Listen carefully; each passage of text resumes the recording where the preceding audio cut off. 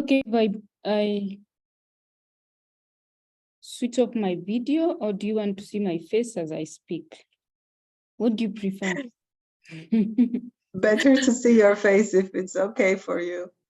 Yeah, Okay. it would be nice to see your face if it's okay. So there you go. Yeah, but I hope my internet will be fine along the way. Yeah, so today I am going to share with you the lesson plan and what we've been able to do as a learning component in Kenya. It's about 11 slides. I'll go through it up to the 10th slide that talks about monitoring and evaluation. And then I think by then we'll take a break, a short break, and then we'll come back. I am not sure that it will take the 70 minutes that I was given. If it goes before or finish before the 70 minutes, well and good. If we go beyond, well and good, but I don't look forward to us having more than 70 minutes. So I will start by sharing my screen.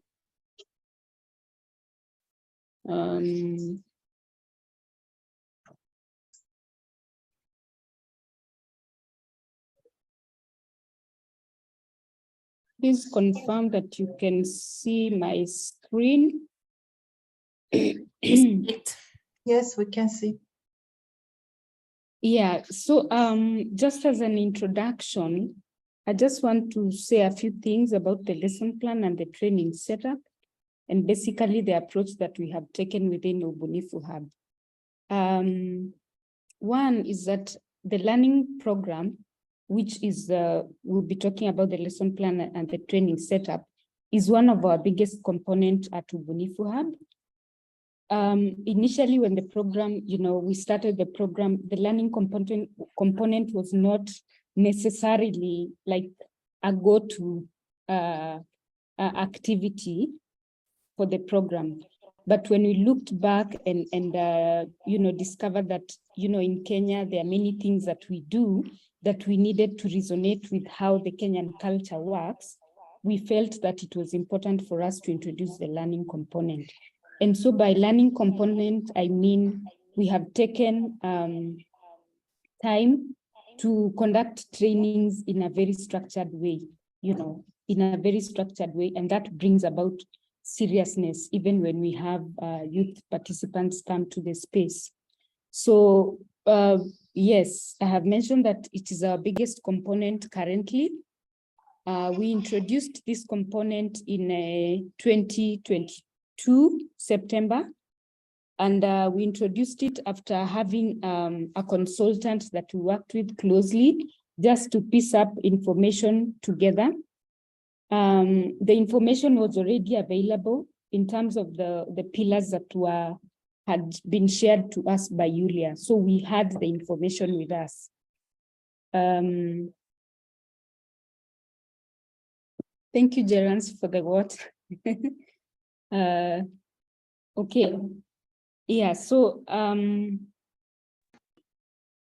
so far we have been able to train 2 cohorts of youth groups. And by cohort, I mean, it's just a group of youth at one point in time that we bring together and conduct those trainings. So we've been able to successfully train 2 cohorts. Currently, we are on our 3rd cohort. And in total, we have trained about 363 participants from September all the way to quarter 1 of 2023. Like I said before, we engaged a consultant to piece together the information for us, and we paid the consultant. Ideally, after piecing the information together, the consultant conducted what we call training of trainers to us and our youth, our community trainers. So there are 2 components in training of trainers and training the trainer. Ideally, we are supposed to have like coaching and facilitation skills where the community trainers are taught how to do adult learning. And then there's the training of trainers, where the community trainers are supposed to get the information of what they'll be sharing to the youth participants. So the coaching and facilitation skills did not happen because we didn't have enough budget to conduct that training, but we did training of trainers. And this means that the trainers are given, or they are given the information that is entailed in the lesson plan to be able to transfer that information to the youth participants. So that was conducted, and we successfully trained 22 community trainers. These trainers were drawn from our volunteers within Kenya. So there were 22 of them. We went ahead to scale down the number to 12, and currently we have 7 community trainers that we are working with. The reason why we did training to many trainers is because the volunteers were not as busy, you know, most of them are not employed. So we felt it was important to just have a pool of trainers. And when somebody gets a job, you know, they can leave and then we can replace them. That's why we had a bigger number, but currently we are only working with 7. So in the event that one gets another job and leaves, then we can be able to just replace. Our trainers take about 7% of the level of effort. So their contribution is only 7% of what we need in the program. It's not 100%, you know, like myself and Gerance and Tracy, they only give us 7% of their time, which is ideally called level of effort. So that is the introduction about where we began. And so,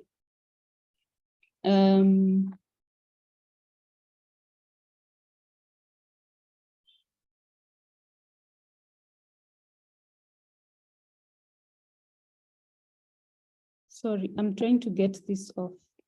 Yeah. Gerance, can I have you come? Go next. Yes.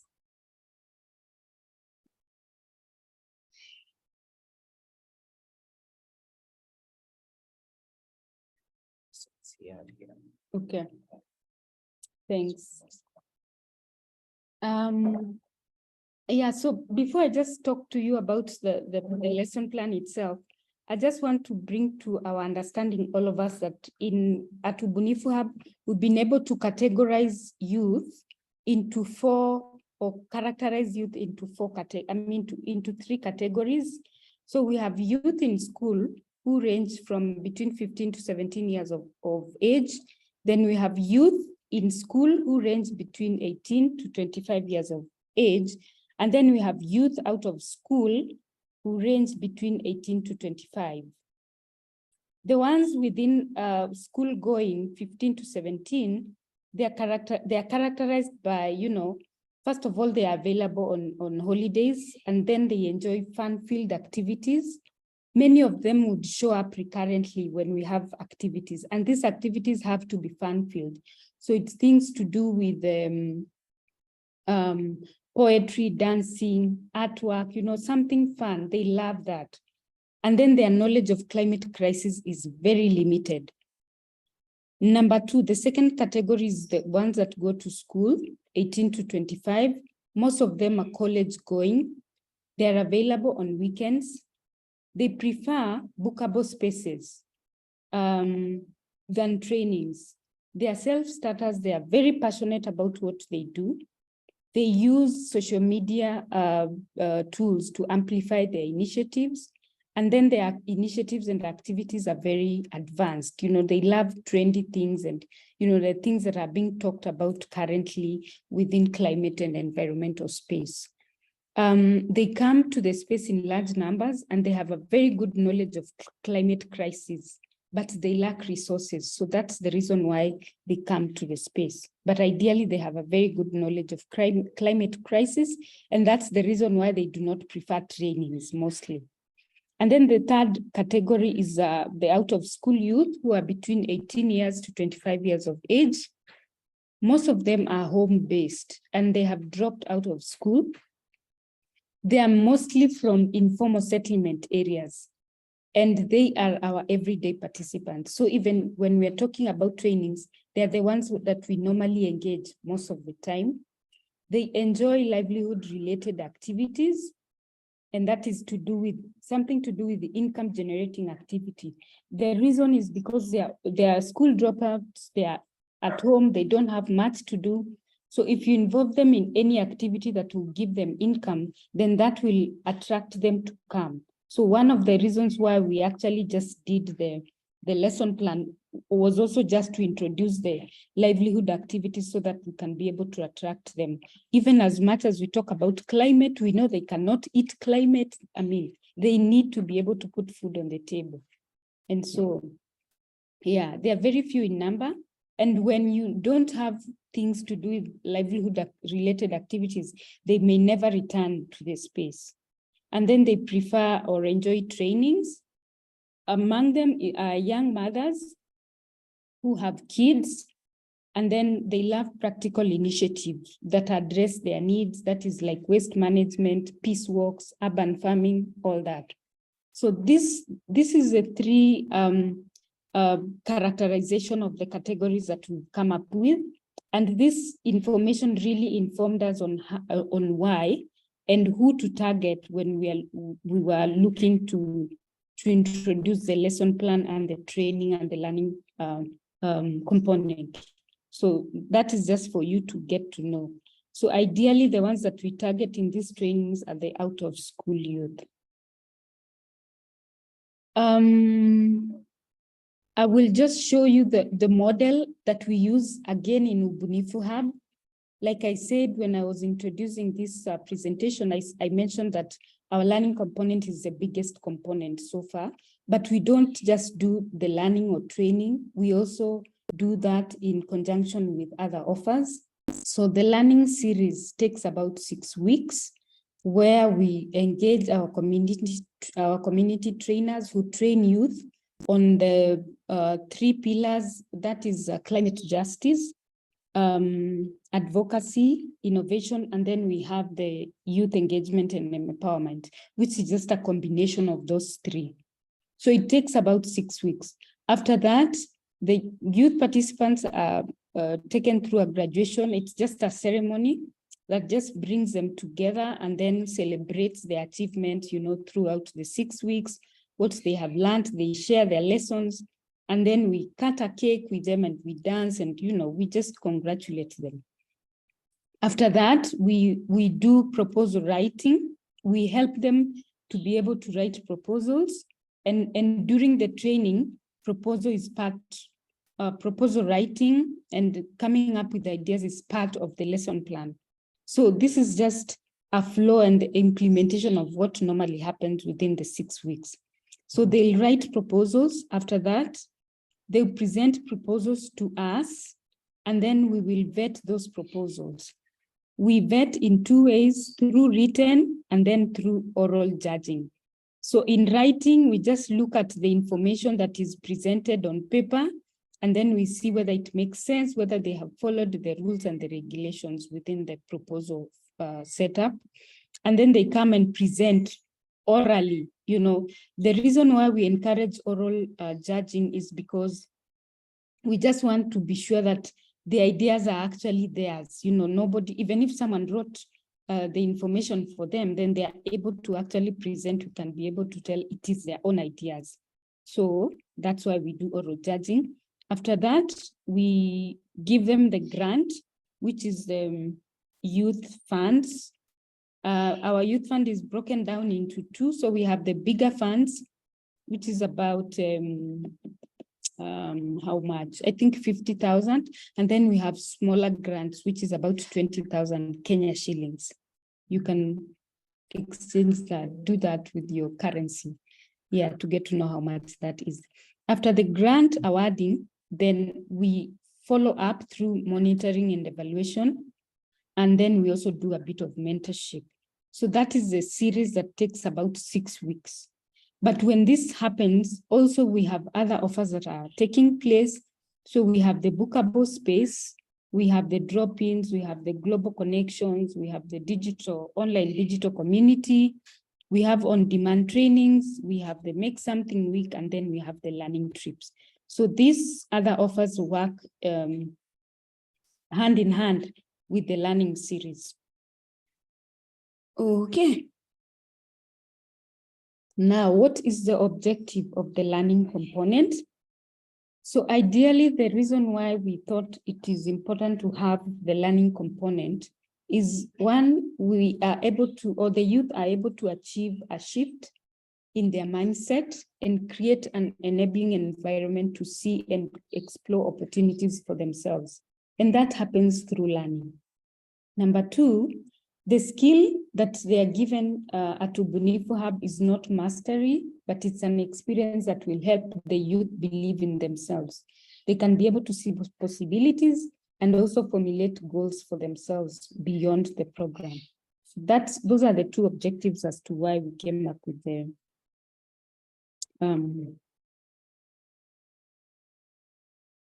with the lesson plan. And so just to break it down into details a bit, we're asking why lesson plan? So the reason why I introduced the lesson plan, one was to be able to standardize content and have a sequence of delivery.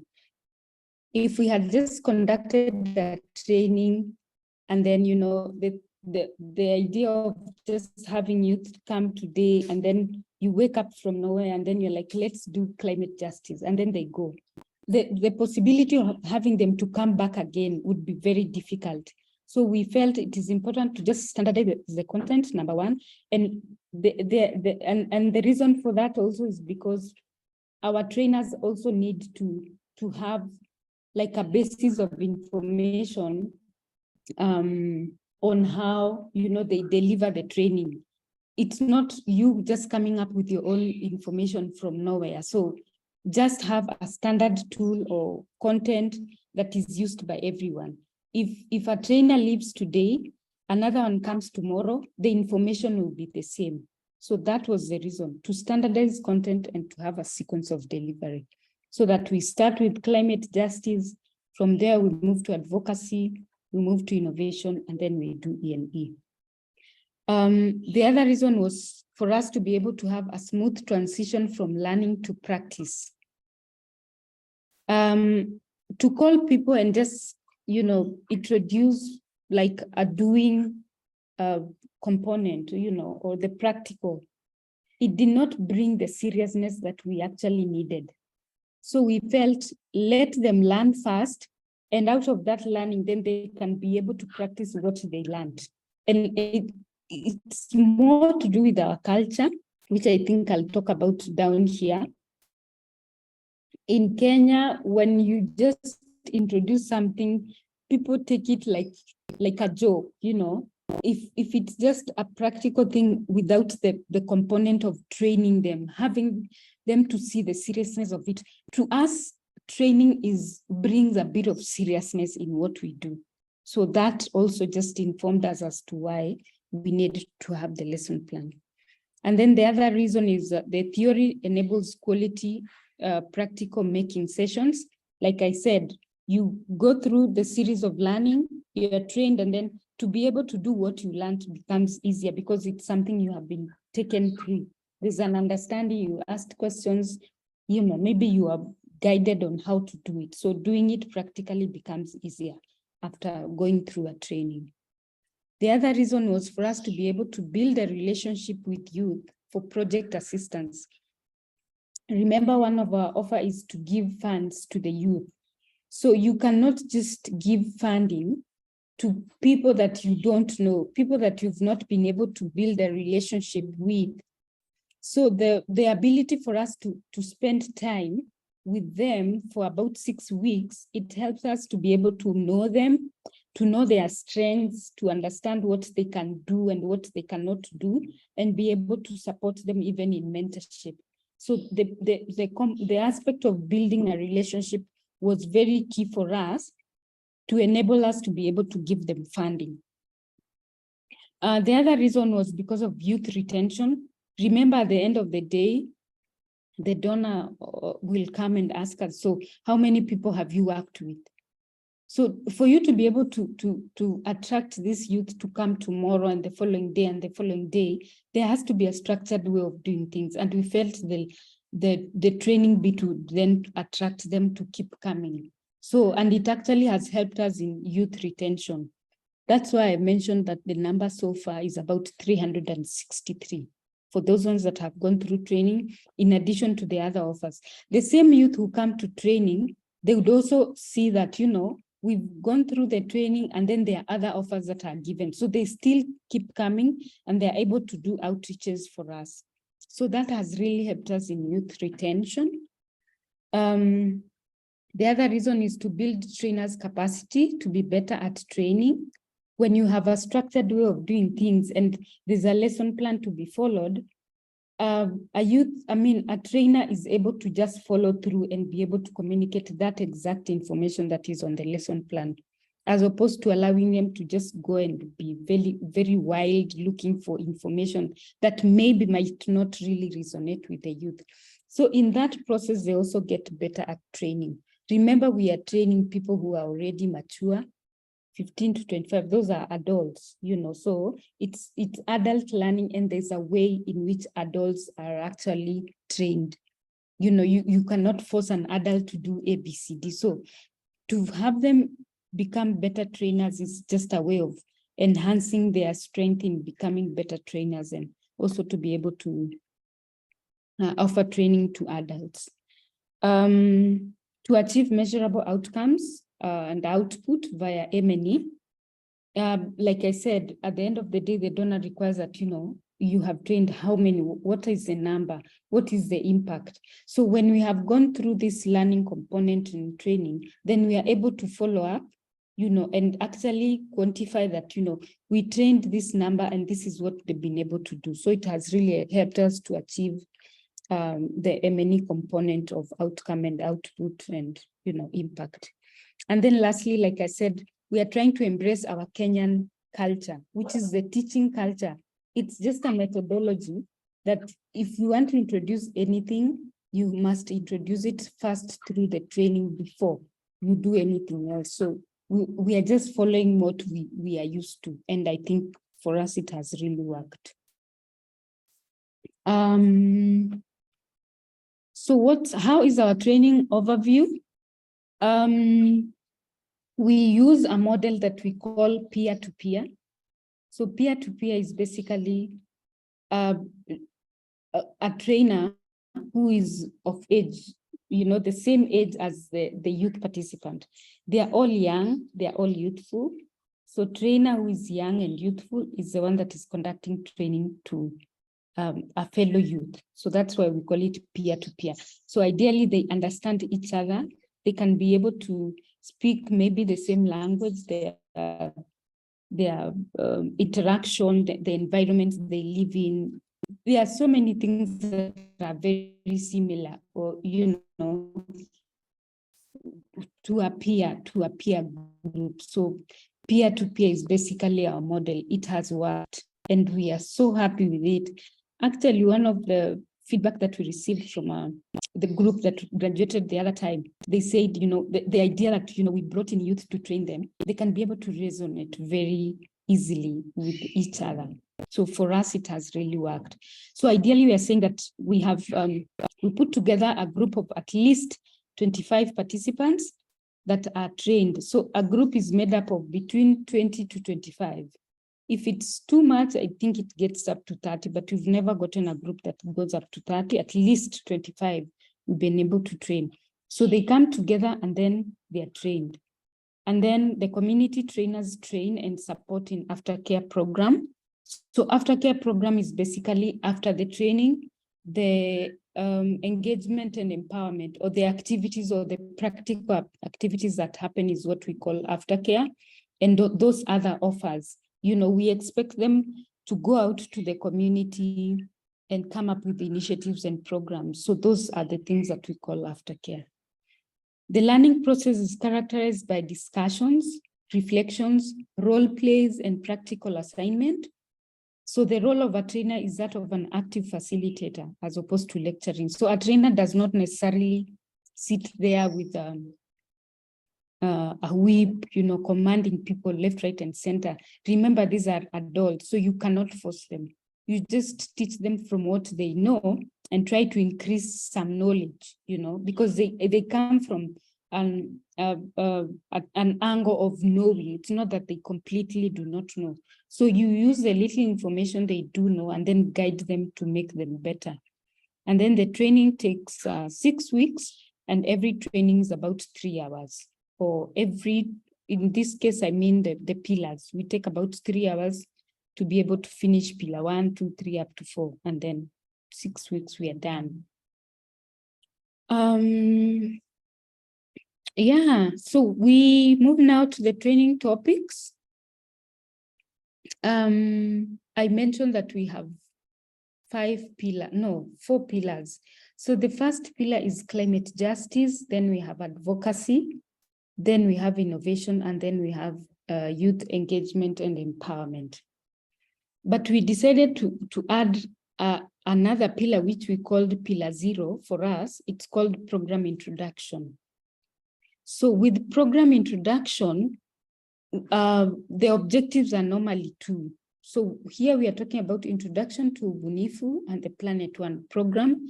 They need to understand why Ubunifu, why did we come up with the name Ubunifu, and who are we, which organizations are partnering to do this work. So that's the information that we have around Planet One program. They also need to understand the program expectations, So what is Planet One?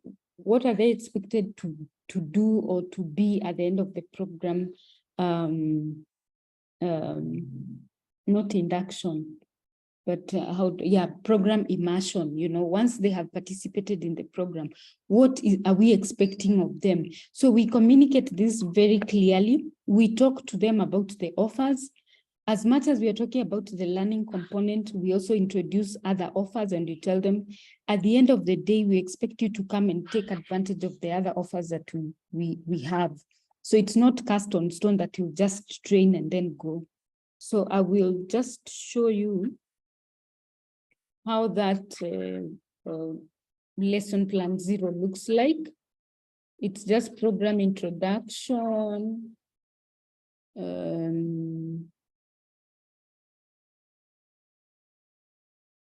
Yeah, so that's how, by the way, the lesson plan is very basic. That's how it looks like. This is just notes to the trainer, is just preparing the trainer to be able to be ready during training and to anticipate how, the youth participants are, how to answer, how to think through, how to lead them, and how to just prepare for the training. So for pillar 0, which is program introduction, it takes about 2 hours. And then the objectives, like I talked about, are down here. So introduction to Ubunifu and the Planet One program. Here we talk about the operations, where we are, how we work, all those things we talk about. So the information is very clear to them. They know that we are in 6 countries and we have 6 makerspaces. They know the different names of the 6 makerspaces. We have all that for them. We have the program expectations, and then the offers that we provide. They're all outlined there. And then their expectation at the end of the day, once they go through this training and, take advantage of the other offers, what is the expectation? So they get to know about this. And then they know the reach, the target. We tell them about who we are interested in, the years 15 to 25. They get to know all that. So that's how the lesson plan looks like.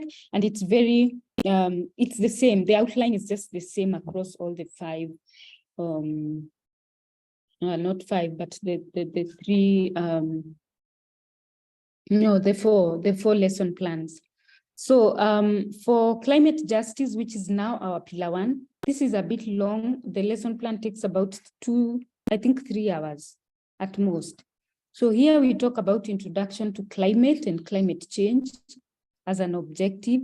We want them to understand how to adapt to climate change. We also want them to understand climate anxiety and how to turn it into hope. We also want them to understand climate justice and introducing the youth to participate in system change. We also want them to know about the SDGs, what they are, and how youth can put them into practice. So again, just to open the lesson plan a little bit for you to see. That's how it looks like. Like I said, it's basic. It takes about 3 hours and 10 minutes. And then the objectives are there outlined. So just breaking down more information, introduction to climate and climate change. This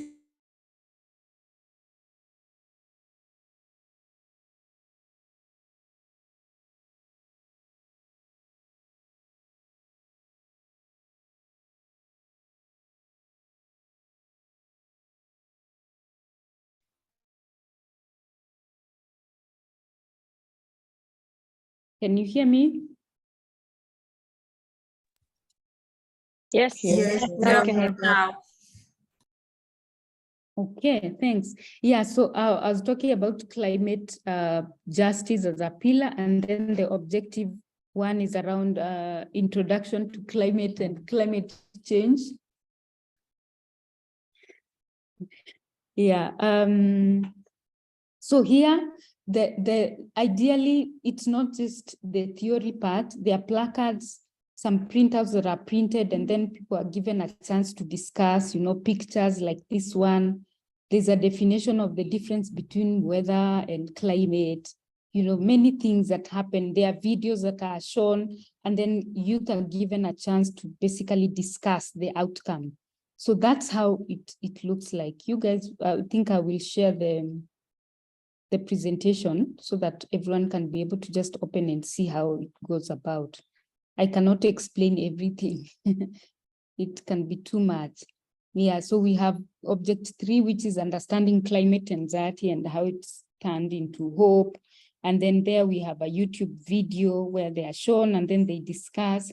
Then at some point, they're also given a chance to just discuss, you know, the experiences they have gone through and whether they've ever experienced climate anxiety. Of course, everybody has experience, but some people just don't know that that experience is actually as a result of climate anxiety. So we try to bring information that might be available to them, they know, but they don't know how to tie that information or that experience with climate and climate change. So the idea behind this lesson plan, again, is to try and tie those two together, their experiences and you know, get them to know that what I experience is actually as a result of, you know, climate change, and how can I adapt? How can I be resilient? How can I be able to mitigate? So yeah, that's lesson plan 1. Number 2 is advocacy. Again, very basic, the same way. So under advocacy, this one is also a bit shorter. It's not as long as climate justice. There is 3 objectives. 1 is understanding advocacy and activism by definition. The second one is understanding human rights and types of human rights and how it is connected to climate change. They get to learn that. And then the third one is to understand approaches to or types of advocacy. And this is where a lot of the initiatives or the activities that have been done by Greenpeace before, like the likes of NVDA, is what we introduce here. But we don't do NVDA in the Greenpeace way. We just do it as like civil disobedience. So whenever we want to do like an in-depth kind of NVDA, then we will have to engage the SCI team. SCI is, what is SCI, Tracy? Something actions and investigations team. Security actions, yeah. Thank you. Security actions and investigations team. So this is where I talked about the offers where we have like on-demand trainings when it gets to serious business and the youth groups are interested to get to learn more on how to do civil disobedience, then we basically, like engage experts. And within Greenpeace, we have the site team that really helps us to do that. And then the last one is innovation as a pillar. Innovation is actually our longest lesson plan. It takes so much time. I think it's about 3 hours and 30 minutes or 15 thereabout. The objectives are many.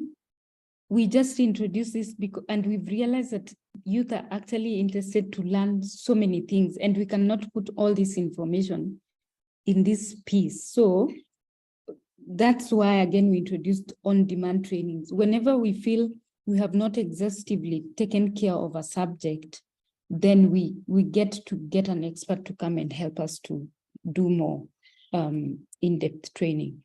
So under innovation, we have ability to generate green business ideas. So here is about livelihood projects, but here we also encouraging them to be climate conscious or environmentally friendly in terms of coming up with ideas that will promote climate justice and not the other way. So the first objective is to generate the word is green business ideas. And then objective number 2 is to understand forest regeneration using the Miyawaki method. This can be a way of income generating activity. It's just an example that Greenpeace again have done this very well. So we felt it important to just incorporate in what we've been doing as one of the innovations, for them to be able to consider this as an income generating activity. Gerance is also very good at this, so he knows this method. He has trained it before. Understanding leadership and design thinking. This is just, when you're coming up with that with an idea, how then do you put your thoughts through it so that it runs in a methodical and a logical way to make sense. So this addresses leadership and design thinking. And then the objective number 4 is understanding proposal writing and resource mobilization. I mentioned in our flow, the model where we do vetting. And I said that, for them to be able to be vetted and to be able to write those proposals, they have to be taken through. So it is under innovation pillar that they get to learn how to write proposals and also to look for funding or to get resources elsewhere. Then objective 5 is understand how to form CBOs. CBOs is community-based organizations. In Kenya, we see a lot of that. A lot of youth groups, they start small as a group, and then when they grow and they increase in number, they end up forming CBOs. So we felt it's important to just introduce that component on how easy or how they can be able to form CBOs. What are the institutions where they can go and do registration? It's part of that training. And then lastly, we have introduction to financial literacy. The fact that we are doing or encouraging youth to be able to come up with income generating activities or green livelihood activity, we felt it's important to just introduce money matters for them to understand how do they budget, even when they are writing this proposal, they need to be able to know how to budget, how to save, where to look for funding. So innovation is a very, let me say, wide. We have not exhausted it, but, at the moment, we have confined ourselves to these 3 or 6 components. But with time, we are likely to really expand it to accommodate a lot of things that keep coming. So, yeah, I said I'll share this so you'll be able to see the lesson plan. And then the last bit is the aftercare. Aftercare is just a component of pillar 1, pillar 2, and pillar 3 put together. So they learned about climate justice. There are people that have strength in climate justice. They would want to come up with initiatives around climate justice. then they are able to practice it here during aftercare. The ones under advocacy and innovation, the same thing. So these are just some of the activities that happen during aftercare. So we have poetry, watch party, storytelling, canvas painting, and climate justice. And advocacy, we have mock public meetings where they act and do role plays.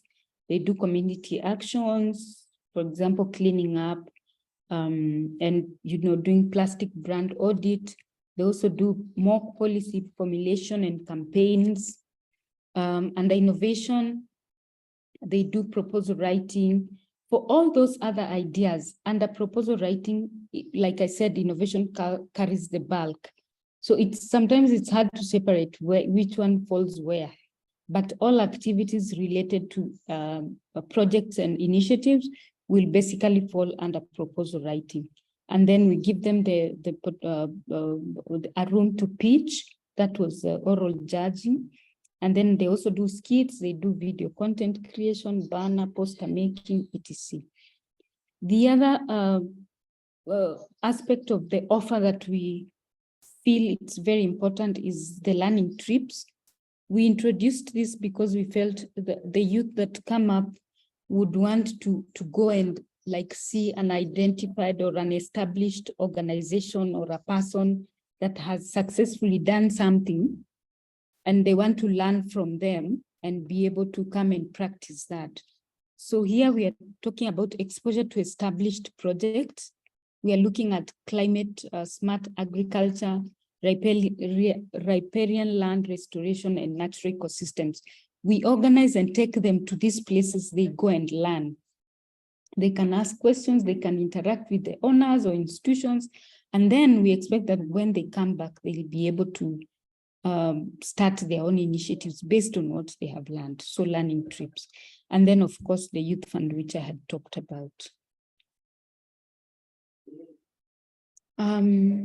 I beg to take a break, I think now, then we can come back. What do you think?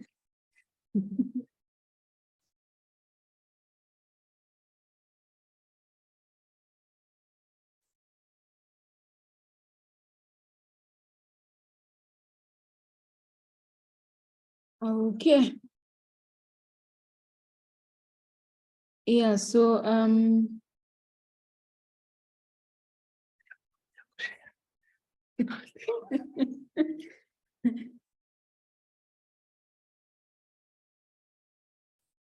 thanks, Terence. Yeah, I think we are on our last slide, which is just monitoring and evaluation tools that I wanted to just share with you to show you where the genesis of where we've come from. So we have a number of tools that we use to be able to help us to inform us in the decisions that we make within Ubunifu Hub, in terms of numbers, in terms of interest and all that. So the first one that we have is before training. It's called pre-training. And this is normally we started this, or we used this tool when we were doing outreaches out there, trying to map for youth and just asking ourselves who are the kind of youth that we are going to work with. And that actually gave us, the first categorization that I talked about, the 3 characteristics of youth. So we have the due diligence form. And that's how it looks like. Just wanting to basically get to know the groups that we are interacting with, whether they are organized, whether they are not, their location, their activities that they do, around climate and environment, and then what are some of the skill share needs that, they feel that they want. So this has really helped us. We used this information initially on the onset when we began this project. So that's one of the tools that we use. And then we have registration form. I think everyone is familiar with this tool. Registration form, normally we use it during trainings. or in trainings and other offers. Any visitor, remember one of the indicators is the venue visitors that come to the space. So any visitor that comes to the space, regardless of the offer, it could be all the offers that I had already outlined, including the training. We use these registration forms just to be able to capture their information. But for us, I think this was done by, if I'm not wrong, Julia or Belinda, not very sure. But yeah, we added this 2 more columns, the age 25 and below, probably it needs to be a bit bigger. Yeah, so age 25 and below and age 26 and above. The reason why we did this is because clearly in Kenya, there's a lot of interest from overage. And by overage, I mean 26 and above that, you know, would really want to come and be part of this project. So we want to capture that and just show that, you know, there's this growing interest. There are not too many, because I think when we do the training and we talk about the offers, we also show them that, you know, our interest is 15 to 25. So they come and we can record about 20% and below of the ones that are over age, but the ones that are within the age are about 70%. So that's the tool that we use. I think that tool is common to everyone, familiar. Everyone knows that. Then training assessment, sorry. So we have training assessment feedback form. So this form, we normally use it after the training has just happened. We call aside 2 or 3 participants who are voluntary. They come and, you know, we ask them, sorry. We ask them questions just, you know, regarding how the training session was. Ideally here, we are trying to just get their comprehension level. And get to know what ideas do they have. Do they want us to add more or reduce if the time is not working for them? Those are some of the things that we get to ask. This document is not up to date. There are things that we need to change. But our area of interest is basically here. Participant comprehension. We get to know what it is that they learned. What is it that they learned, or the most interesting topic during that training?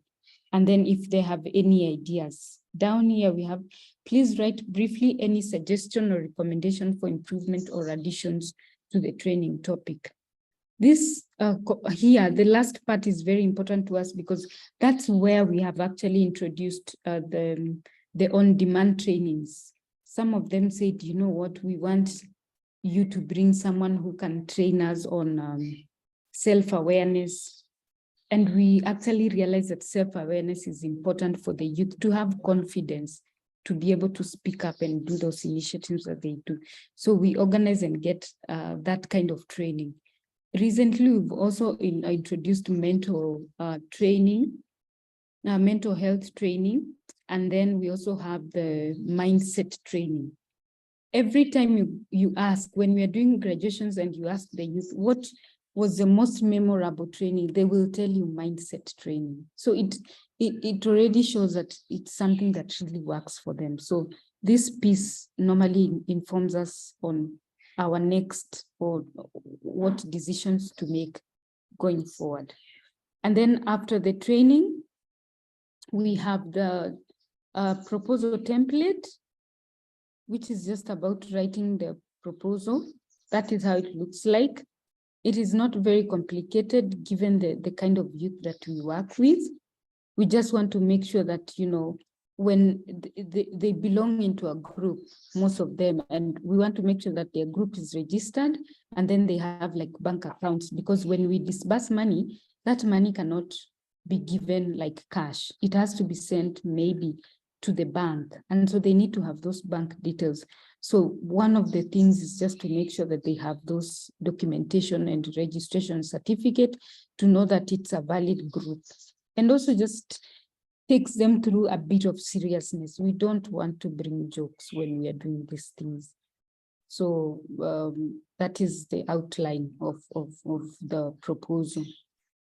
And then the last one is scoring sheet on the same. I talked about judging and vetting. And so when they present, there's a place where they are rated. So it takes this section 1, which is just looking at the outline or the content of the proposal itself, whether they have presented documents that are eligible. I think I've talked about that they present a clear and understandable project idea, that they present a realistic financial startup model. And then section 2 is during the presentation, when they come physically to present their case, are they prepared? Are they on time? Do they demonstrate enthusiasm for the project? Do they demonstrate ability to be creative, ability to articulate the project visions and what have you? And then it is marks are awarded, and then the total is actually given, and then the judges can be able to comment and say, they've done this and that. So ideally, we get a scoring of about 18, 16, 20 out of 24, which is not a bad thing. So that's the template that we use for scoring.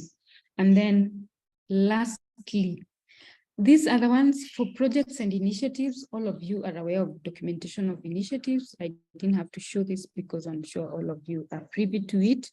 Then for impact, we have the quarterly narratives that we normally use. We do like narratives every end of 3 months, which everyone has access to. And then the other document that we use is on success story. This one we just introduced this year, because I think for us, we've been able to work for a period of about a year now.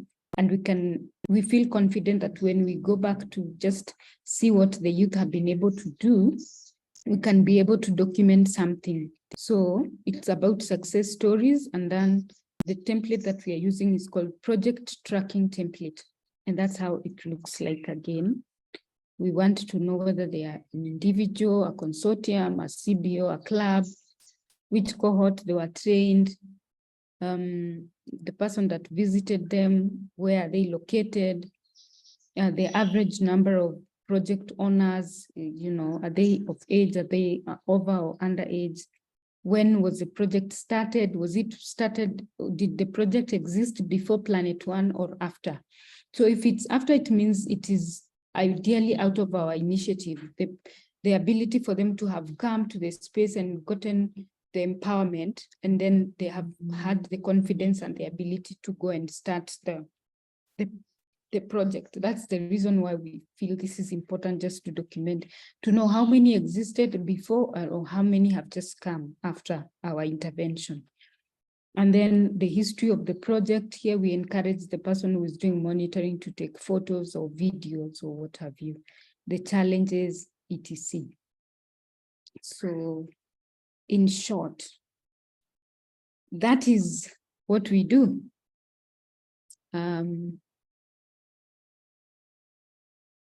Yeah. Wow. Thank you so much, Rose. That's a lot of information, but it was really interesting to hear. We have some time left. Does anyone have any questions for Rose?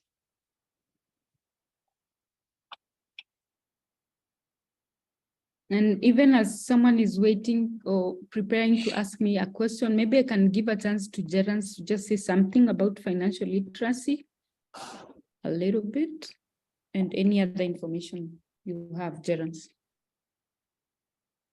I see Rex has a hand up, so most probably can combine the questions. Papa Rex, go on. Please, Gerance, go ahead. Go ahead. I will come immediately after you. Okay. Thank you, Rose. That was wonderful. Yeah, I was just here waiting to see, and super happy that you've covered everything.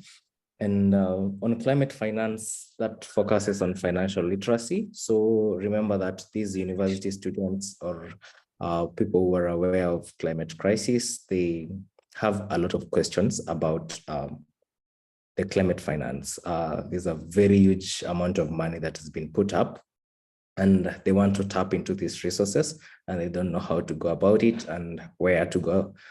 So we have the Africa 100 project that is coming up, and we are helping some of the youths to apply for that fund. It's close to $5 billion US.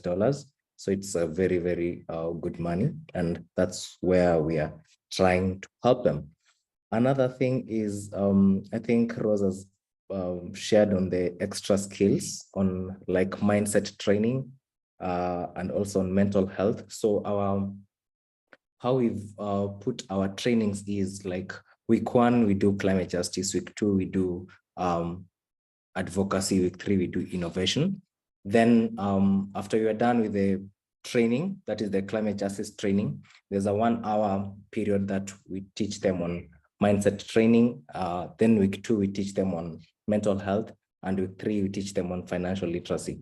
So this really helps them to, as they go on with their training, it's not about pumping them with environmental problems, but you also pump them with their extra skills. Whenever they go outside, they can do something.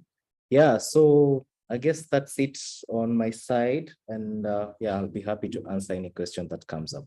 So over to you, Rex. Yeah, thanks, Jivan. Yeah, Rose and Kenya team, this is really, really good. Like for this short while, I think this is a lot of good and useful information for our team. So thanks for putting this together.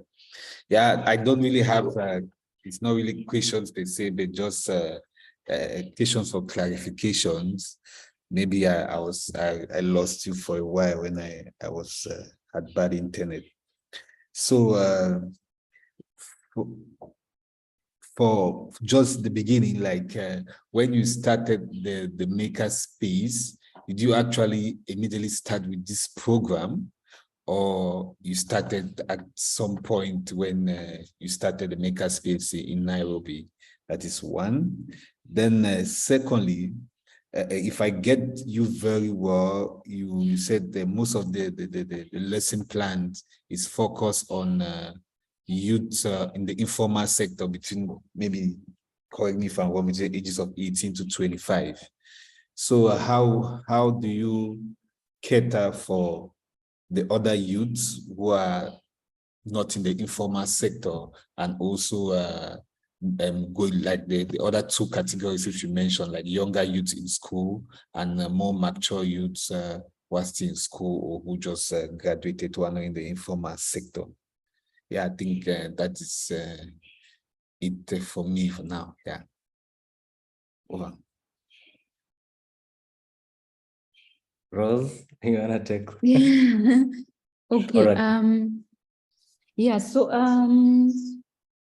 yeah. So Rex, you've asked about the question on whether we started the project immediately, the learning program immediately we onboarded.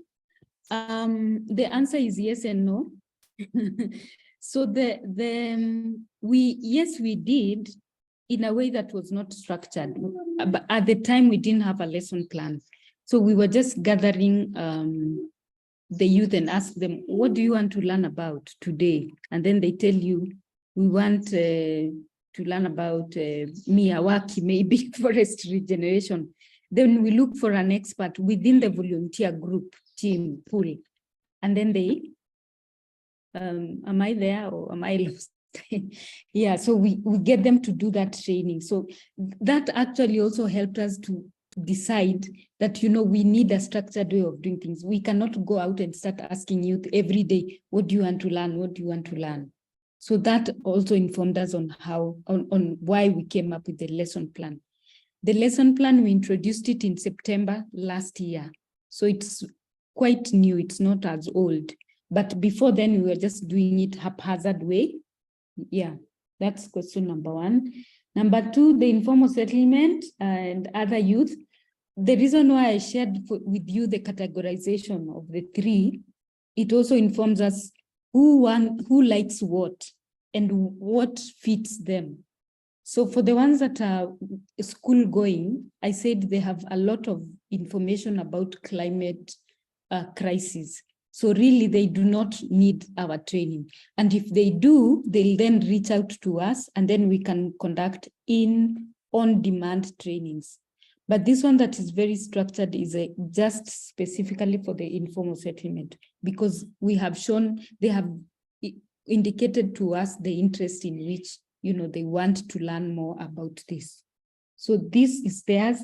The rest of the other offers, which we do more bookable spaces, events, what have you, that touches on the rest of the other team or the two other categories that that I mentioned. Gerance, do you have any addition to that? Maybe I missed something. Not really. Just point out that the on-demand training really fits into the university students because we go to specific agenda that they need to learn on. So we don't just dilly-dally around. Yeah.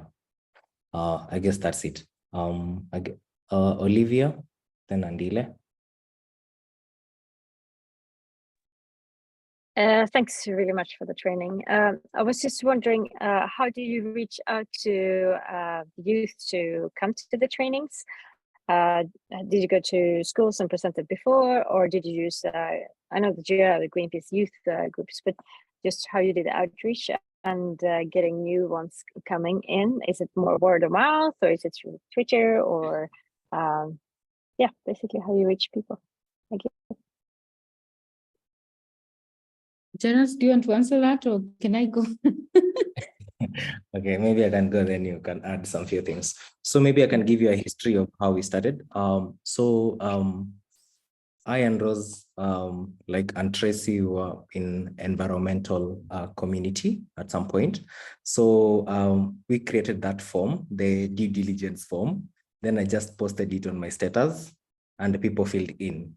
Then after people filled in, I met with Rose and we went down to their groups because there's a location. So we went down to their groups and we did the pitching. So we did that only one time when we were starting the project.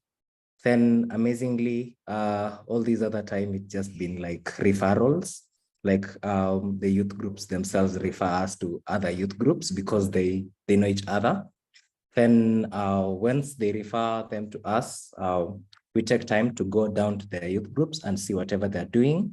Because one thing we should know about Kenyan youths, people usually have something called briefcase offices. Like this person says, you have these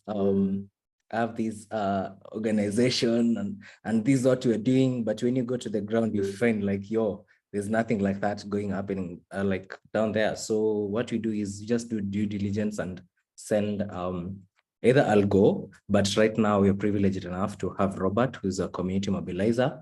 We usually now go to the ground. So we do like direct engagement. Yeah. Rose? I think you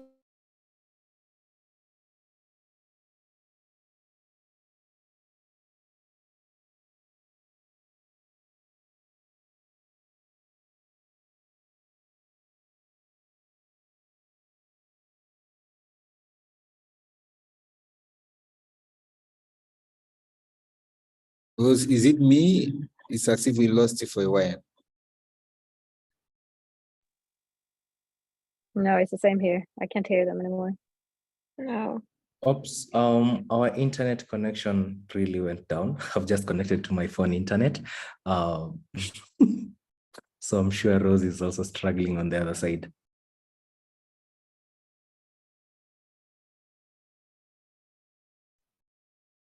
I can see Andil has a hand up as well. Can you hear me? Yeah. Yes. Sorry, our internet connection in the office just went down. I've just connected to my phone. Maybe Andile, do you have a question? Okay. Thank you, Gerance. Thank you, Rose, for that fire presentation. I think the training is out of this world. So I loved it, So now at the beginning, I just wanted maybe clarity on something that I feel as we can also learn and use as a template. So you said something about youth retention. I'm along those lines of what Olivia was asking, but I wanted to know specifically about the retention, because you spoke about the youth between 15 and 17, 18 and 25. And we know there's no permanent youth. So if you have a wonderful program like this and you train them from 15, 17 and they go to 25, how do you keep that youth as they grow? Because they've learned these wonderful skills, they've learned advocacy, innovation, and everything, and you've funded them. So how is the model gonna be? Because people grow. Is it a model of you train people, they grow, they go out there back to communities, and then you get new ones? I just wanted to get a clarity on the retention part. Thank you so much. Thank you so much, Andile. That was a wonderful question. So there's one thing, okay, Andile, okay. There's one thing that happens. We usually say value trades with value. So we give these youth groups value, and once we give them value, they go outside there and they become our ambassadors. So it's easy for them just to also bring more young youths. Remember, we communicate very clearly that our target group is between 15 to 25. So even when these youth groups go out there, they purposely directly talk about that we need 15 to 25. So it's more of referrals from these youth groups, and that's how we get retention. And also another way of getting retention is after we've trained them, we tell them we have other offers. We have bookable space, we have drop-ins, we have events, we have learning trips. So all this brings these youth back to us, and it really helps us to retain them. So the offers that you give them and the value that you give them, and also for them going outside there and be our ambassadors, has really helped us to retain the youths. Yeah, in addition to retention, we also have what we call incentives. So we've tried to incentivize the project basically. So we normally tell them that, when you come for trainings, we will give you transport, we'll facilitate your transportation from where you're coming from to the hub and then back. So that is an incentive that attracts them. We also give them tea and bread, during the trainings when they come here. Whichever offer they come for, whether it's bookable, we still provide those incentives. So that is just another way of, having them come and stay, it's basically trying to build that relationship. So ideally, the training that takes the 6 weeks is, I think, the game changer that keeps them coming. And then during that time, they get to know us and we get to know them. They get to know that we have other offers, and so they'll keep coming. So that's how we have been able to achieve retention. I hope we answered you. Now, answered. Thank you very much. Thank you so much. Yes, Gary. I see there's one from Dolores, then maybe you can finish up. Okay, good morning, everyone. Thanks for insurance for all these details. And my small question is towards the trainer. You said you people have most of the time community trainers, and you train them on how they can do presentation and how they can go about the lesson plan. So I want to know the criterion on which you select, first of all, the trainer, even though they are volunteers, but at least I want to know the criteria you select the trainers, the community trainers. And now, since you have a pillars or major thematic on which we work on, how do you refer a particular trainer to a particular pillar or thematic? Is it the trainer choosing it, or according to the capacity of the trainer, we can say just go here or just go that way, or the trainer are able to train on all the pillars? So that's the question I want to find out. Thanks.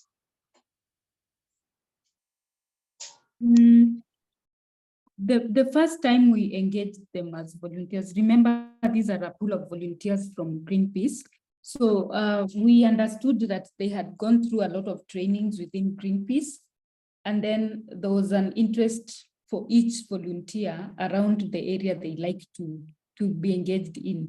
So ideally, would then ask them, what do you like to do? Would you choose climate justice? Would you choose advocacy? We gave them an option, and then they would tell us, you know, this is what I want.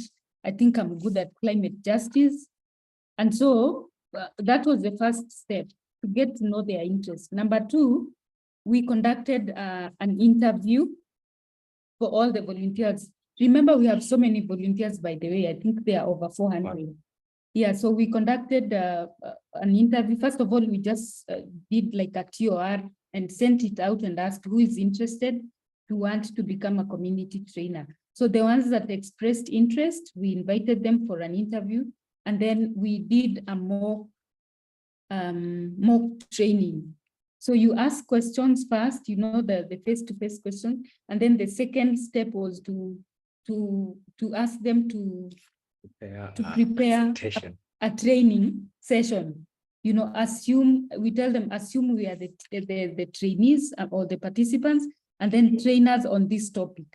And then we try to disturb them, you know, like a class setup. So that way we were able to actually pick the ones that have the capability of training. So that's what we did.